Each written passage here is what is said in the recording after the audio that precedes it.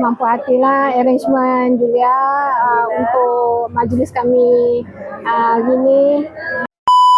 Bismillahirrahmanirrahim. Assalamualaikum. Hari ini kita ada Tuan Nazar dan Tuan Azila. Yes. Untuk majlis anak Tuan dan Puan iaitu Ediana dan Rashid. Assalamualaikum Tuan-Tuan. Waalaikumsalam warahmatullahi wabarakatuh. Kali ketiga ambil package bersama kami.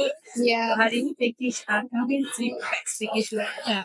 Okey, Tuan, saya nak tanya macam mana pendapat Tuan sepanjang kita berbincang dan sekarang ni majlis perkahwinan anak Tuan lah. Alhamdulillah, majlis berjalan lancar seperti mana yang kita bincangkan sebelum ini. Alhamdulillah, semua masakan yang terhidang mendapat pujian daripada tetamu yang datang lah. Apa pendapat Puan macam mana?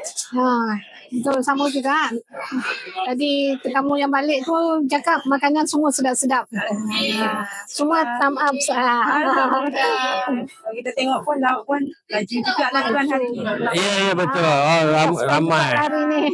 Ada dengar juga orang suka kat daging tu. Alhamdulillah. Alhamdulillah. Sebab kami di pihak Jabatan Raja Hafan meminta maaf jika ada kekurangan sepanjang perkhidmatan kami. Dan terima kasih sekali lagi sebab sudi ambil package dengan kami buat kali kita sangat appreciate lah. Alhamdulillah. Okay, Alhamdulillah. Okay. Kita nak minta sikit feedback so far daripada Tuan dengan kita. Sebab kalau daripada 10 berapa nak bagi? Bagi saya kalau 10 tu saya bagi 9 lah. Alhamdulillah. Saya bagi 9,5. Alhamdulillah. Lebih sikit. Memang puas hatilah arrangement Julia untuk majlis kami hari ni.